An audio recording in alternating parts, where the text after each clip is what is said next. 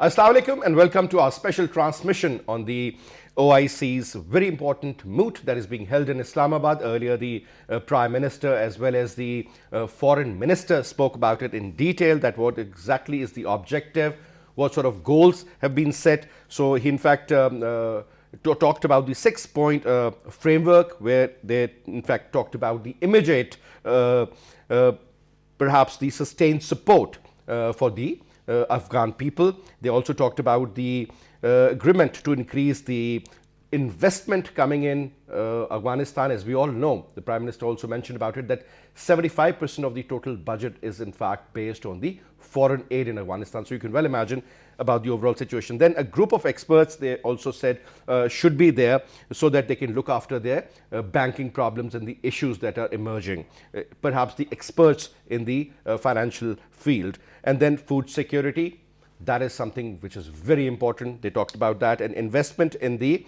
building capacity area. That was again shared by our Foreign Minister Shahid Qureshi. He said that counter-terrorism perhaps is a very important area where we need to work. Increasing trade is another very important side where one has to really work hard.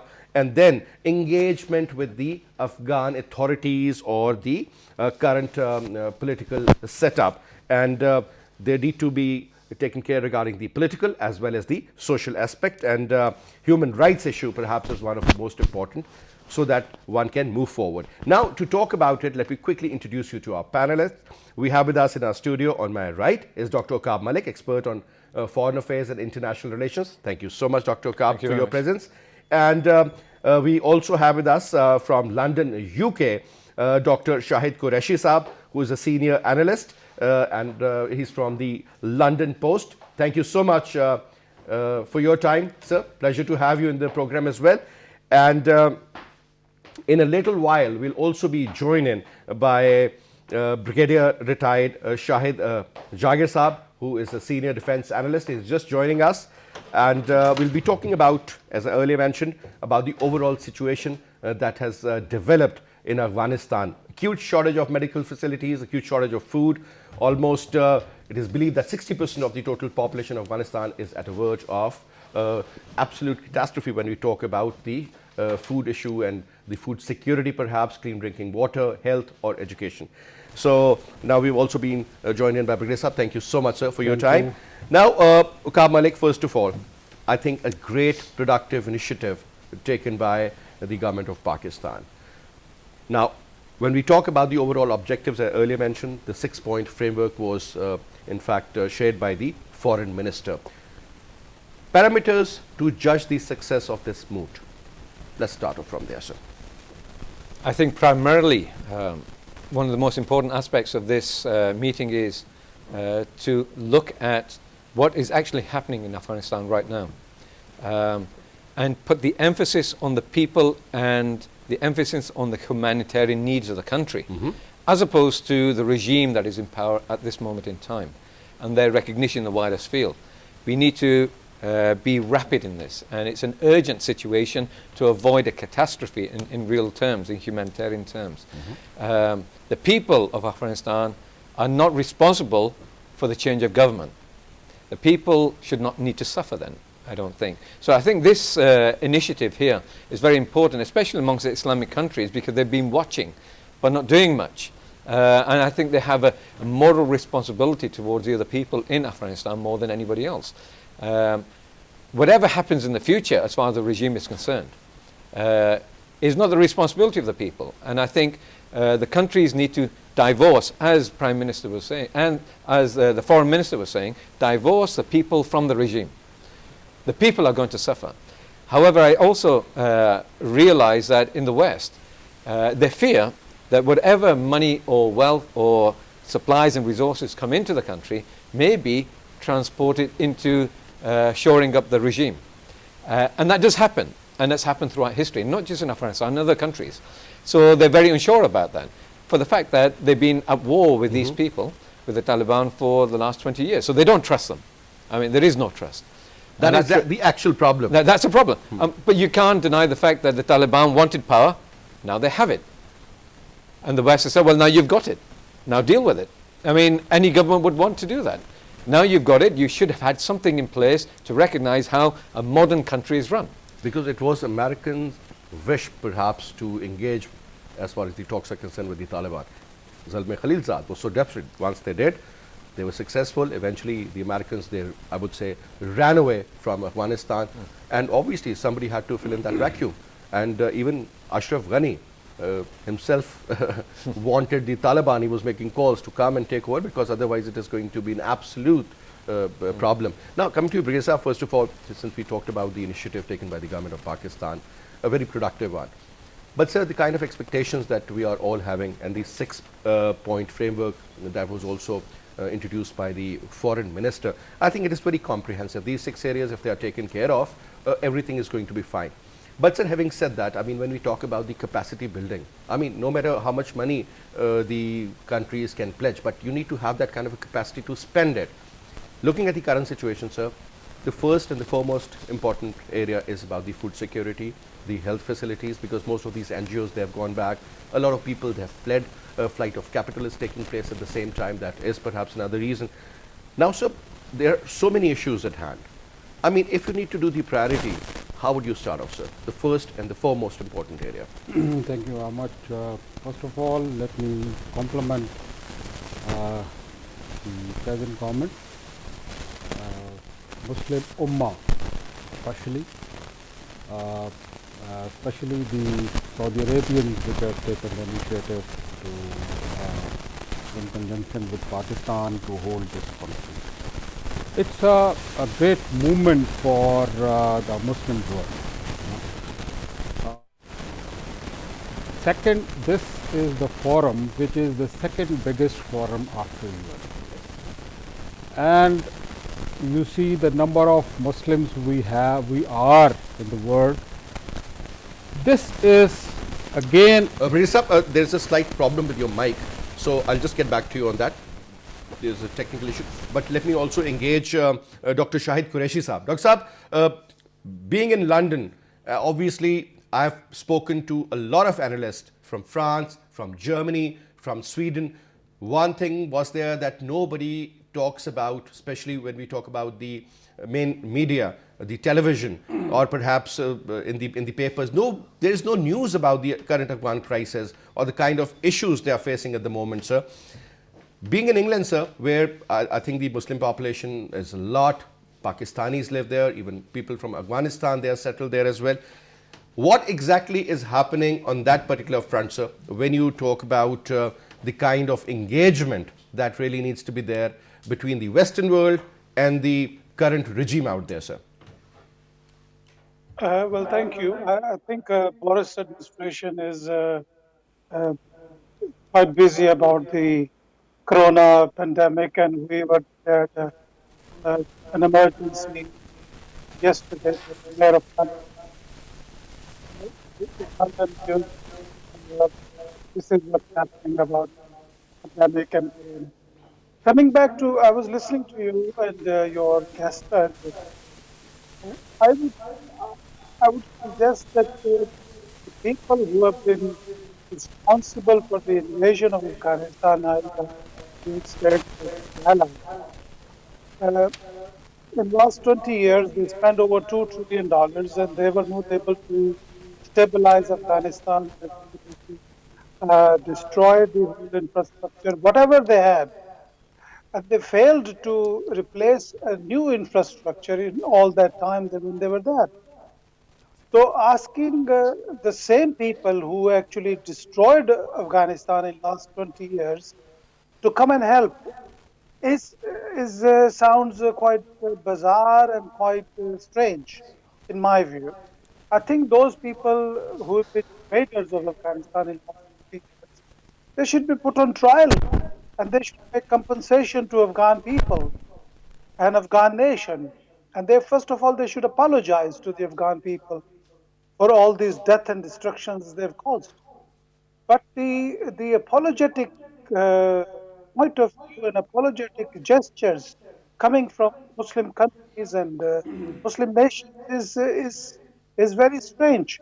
I think it's time Prime Minister Imran Khan has very clearly said that there was not a single terrorist who was linked with the Afghanistan in the 9/11 attack, and there is no criminal investigation of 9/11 to date. I have written a book on this war on terror and siege of Pakistan. I have read the 9/11 Commission report. I have read so much in-depth knowledge about 9/11. I have read the U.S. Veterans Report, what they're talking about, who is responsible for the 9/11 terrorist act. Uh, so what really seems to be happening is that everybody is toying, and United States being a superpower and the economic power has been very mean, I think. $9 billion is a small amount. You lost the war, you made a mess, you left, and then you are trying those people to suffer more. I mean, that shows that it's like more than 200 years ago when you were in slave trade, when you were having all these slaves coming and you were issuing these letters, how to catch a slave and what reward is to catch a slave, and so it's like you haven't changed in last 200 years, and that's both for Republicans and Democrats. And then this is disgraceful that these nations, I mean, Europe, United States is the biggest European alliance, with the largest number of the Europeans in All the right. I'll just get back to you on that, sir. But now, because of another point, I mean, I would like to put here, sir. So when we talk about the NATO or we talk about ISAF, all those countries who practically attacked or were a part of that group to invade Afghanistan, sir, none of them have come forward to help. And I'm talking about a number which was well over 55. Now, sir, when you talk about the OIC and the kind of influence that the Western world has on certain very important OIC members, perhaps the Gulf countries, do you think, sir, they'll be able to deliver? Because it seems, that the Americans, they are still, not accepting the defeat they already had in Afghanistan, sir. 20 years, $2.2 trillion, killing of so many people, the people from Afghanistan as well as the American soldiers. And at the end of the day, replacing Taliban with Taliban. So this is something which perhaps they are not ready to digest. So your take on that point. Thank you very much. You have two questions of this. One is that will the OIC will be able to deliver? Second, will the Americans and the European will digest the defeat they have? Coming on to the first question, as I said, this is in the history of the world the first man-made crisis. It's not a God-made. Americans and the European Union, NATO, have made Afghanistan a firing range in a military term, what we say. Absolutely. To show to the world the military complexes which they have made. They have used all their new technology, whether you talk of mother of all bomb, you talk of the DEC cutters, you talk of anything modern in the warfare weaponry, it has been tested in Afghanistan. Second, all the experiments were conducted. Second is, war is always taken as an instrument of policy. They had no policy. They had no clear-cut aim and objective of the war. They always have been, shifting the goalpost of the war. First they came after the Al-Qaeda, then they came, first they came to help the Taliban to defeat the Russians, then they made another goalpost defeating Al-Qaeda, then they made another goalpost defeating the Taliban, and now they have shifted the goal on, in my point of view, is having an influence on Afghanistan. It is exactly a replica of Vietnam War, which if one studies in details and the political and military lessons of the Vietnam War, it is exactly the replica of that, and that is all, reflected to the world and to the common man, the way they left the Vietnam and the way they left Afghanistan. So they do not have objective of building building the Afghanistan, which Biden has very clearly said that we have not come here to rebuild Afghanistan. That answers your first question. Second is the potentials and the capability of the OIC. Yes, they do have influence of the Western world on them, but we are a big ummah, you know. Even $1 by an individual, I just say $1 by an individual will, accumulate about $57 billion. This is the time for us as a Muslims. I'm talking of the bigger canvas, we Muslims, that we show to the world that we can help out our brothers. They are in the same condition in which the Muslims left Makkah and went to Medina with nothing in their hand. One. Second is that this gathering shows that we have concern about our brothers and sisters of Afghanistan. Why the European Union and the Americans are not helping out? They are not even giving their money, which is lying in America and this is Europe. the Afghan money. You have to understand their culture. There is a European culture. If I love a dog and I can't see him in trouble, but if I hate a human being, my humanity does not allow me. My humanity rules as a European and American does not allow me to help you out and let you starve and die. Now that is what the history has shown us. OIC has a big potentials. They can they collect the charity, yearly charity zakat, which the Muslims give. This money would be more than enough for Afghanistan to rebuild and reconstitute. Second comes the technology, the infrastructure development, the HR. Well, we do have very good doctors. We do have Muslims have very good engineers. We do have very competent, hard-working, unskilled Afghan labor with us. Oh yes. They work throughout the world. Afghans and Pathans. There's one saying about them. They don't beg. They don't beg. They work. They earn their living. You will see in a place like Islamabad, F6 and F7, which is one of the posh locality of the Pakistan. You see the Afghan with the boot polishes. They keep roaming and they earn money. So they can work. There is no problem. The only thing is how you harness all these resources. Absolutely. And how you put on the ground. That the foreign minister has very rightly said that the 6-point agenda, the short-term, medium-term and long-term goals.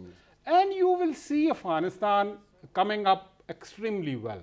The second point in this is, Afghanistan is not a poor country. It has a lot of resources. Gold, copper, lithium, which is more expensive than the gold nowadays when the world is Future converting is all about into lithium the now. electric cars Vehicles and all. and batteries, basically. Yeah? So the only issue is that we harness all this, put our heads together, have this will that we have to help our brothers and Afghan sisters. And last of all, I would say that history says that it is not the resources but the will of the people which make the difference. Absolutely. Now, Dr. Aqab, a very encouraging statement, and that is also related to the previous question that I had put to Brigadier Saab, that Foreign Minister of Saudi Arabia, Prince Faisal bin Farhan Al Saud, he said that urgent need is, there is an urgent need for food and for so many other, in fact, very important commodities. And he said that we are committed under the goals and the principles of the OIC.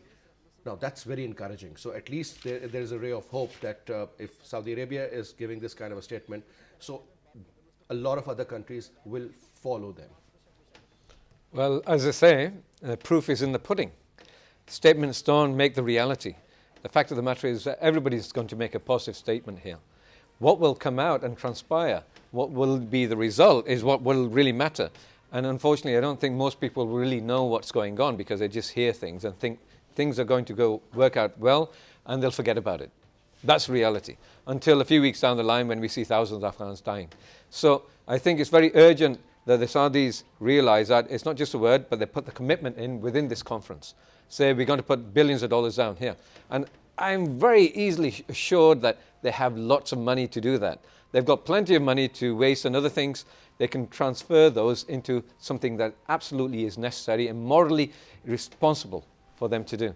And there's a lot of other countries that are very rich, Muslim countries that are very rich, that spend on frivolous things for their own needs. And if they talk about Ummah, as you do, then this is a time to prove it. Yeah. Because it's not been proven for a long time to come. For a very long time. I haven't seen it proven in my lifetime. Yeah. Maybe I'm only 31, plus tax. But the fact of the matter is that let's see them prove it. Yeah. The previous person who talked from London Post. Yeah. I do agree, but I also understand that the situation is that the Americans came to invade. They was the enemy of the Taliban. Taliban resisted them, etc. So to expect the enemy to do something for you on a moral basis is very good. But actually doing something you can't expect them to do, you know. And I think it's very important to realize that expectations shouldn't come in that way. Yeah. I think that as a Muslim country, Afghanistan has become a model for resistance to an extent. Yeah. And as a Pashtun, I'm very proud. But I'm also aware that the Taliban must show some leniency to its own population. And this is a demand that the West, for example, has had, and Pakistan has had, and many other Muslim countries have had, since the beginning of this Taliban regime, which they've not fulfilled. So once the Western things world always, Dr. Aqab talks about the human rights issue, the women rights. But over here, people are practically dying because of the shortage of food. But Pakistan's been talking about that as well. Other Muslim countries have been. Nobody's recognized. Why is that? It's not just taking the lead from the West. It's the fact that the Taliban must become mature now. Now they are the government, and it's not like 20 years ago. And this is not a village. This is a country that's developed. It needs professionals, technocrats, diplomats to run the system. Now, if you threaten them, like they used to do before, people are not trustworthy there. Yeah? They're not trustworthy as far as the population is concerned. They're under fear. So they must induce trust within the population as well to get them to come back and actually work. And I think these people are patriotic people. They love their own country. But Dr. Aqab, there's another point. A lot of people do believe that it's more or less like the Syrian regime where minority is ruling the majority. Do you think that is a correct statement? Because I believe that a lot of people who live in the villages, the majority of Afghan people, they are okay with the Taliban. Perhaps a few liberated minds, they have issues, those who live in the cities, or perhaps they have fled already. But that's true, though. Yeah, that's true everywhere. But the country is run through the economy, and the people who are generally more educated run the economy. And without them, you can't have an economy. I remember when I was in Afghanistan in the late 90s, and I met the minister of the Afghanistan bank chairman. He was a 24-year-old mullah without any economics training. Do you get where I'm going? Yeah. You need to incorporate the people that were already there and not punish them for what? The right person for the right job. You need that. And the fact of the matter is you have to realize that the Taliban are fighters, and they're great fighters. Yeah. But they're not going to be able to run an economy without the necessary education, the experience, and practical involvement for years, which has been the case for the last 20 years. And the speaker on Skype indicated that they've destroyed the country. Actually, this country was destroyed after the Soviet Union left and the civil war erupted. The Mujahideen and the Taliban, everybody just bombarded each other. It was the Afghans to blame to destroy the country, the infrastructure. The Americans came in. They're actually, if you've been to Kabul recently, you'll see it's massively improved from what it was 20 years ago. And I was there before, and I've seen it recently. And I assure you, it's very different. What Dr. Saab is saying, I would just add to that. Just see the movie, Hollywood movie of 12 Strong. How they say that Afghans have destroyed. It is the very initial phase of the Afghan war, of the Afghan civil war. You know, and then you have to understand the Afghan culture also. This is very important with the West and the Europe, West and the Americans are not ready to understand. You know, every society has its own moral, has its own culture to live. Absolutely. You cannot accept the Afghanis to live like Americans. You cannot expect their cultural aspect is so strong, sir. To live, have the human rights of the Americans. They always invade countries in the name of. Is this the human right that there are people dying? Absolutely. There are people dying. Food is more important. And the other guy is holding up its money. You know, I let you. I'm not holding up the money. No, I understand. I totally agree with you. But the point, on one end, it's their own money that should be unfrozen and given back to them. Their poor people are begging for it because harsh winters are there. So just imagine the life without the basic essential items, you know, that keeps you going. I mean, it's unbelievable. Now, important area of discussion now coming to you, Dr. Shahid Qureshi Saab. Let's suppose even a certain amount is pledged in cash and kind, both, which most likely will happen. But sir, one important area is about the capacity building, let me put it this way, because you need a system to in fact have that kind of a trickle down effect. For example, when you talk about the health services, so those NGOs, those people are no more there in Afghanistan. How to look after that very important area. You think groups like Doctors Beyond Borders should also be involved, or certain NGOs should be approached, and then who is going to make sure that their security is guaranteed, sir? Because at the end of the day, the Taliban, they have got so much in their plate. I mean, you talk about the Daesh factor or ISK factor or the non-state actors that are present there. So there are a lot of spoilers also. Well, when it comes to the governance, I think the Afghans, the Taliban have a basic principle. They are very clear about it. Basic principle of clarity is how to run an area. For example, they were masjid, and they were using masjid as a base to implement their orders, and this is where it is their they run their system. So let's talk about the minimum level of governance system they can run, because they have boots on the ground, they have teams, they have administration, they have people on the ground to run it. When it comes to the food and shortages of food provision, I think the neighbors of Afghanistan already, Pakistan is already doing, and other neighbors should come forward. I do not expect the United States and its allies who have been destroying Afghanistan, who have been killing and who have been involved with death and destruction of Afghanistan in the last 20 years, to be involved in any kind of reconstruction. They should be put on trial. They should have a war criminal investigation in the International Criminal Court. That's their place. And they should pay the compensation to Afghan people for causing all this death and destruction. And I think it is time that people should come forward and call spade a spade, that you destroyed Iraq in the false weapons of destruction, which doesn't exist. You destroyed Syria, Yemen, and other places. Pakistan has lost more than 80,000 people, 150,000 in financial losses. That's correct. Destruction of infrastructure. Because all this happened, because your leadership or your politicians, your bureaucrats, they never raised this issue with the Americans. I was talking to Sheikh Kasuri when he was here. when the US Central Command said we caused $10 billion economic losses by the airstrikes we conducted from Pakistan. All And I right, all asked right. him, I said, what did you ask the United States to compensate you? And he said, they haven't. And then this coalition support fund, they were giving you a small amount of money.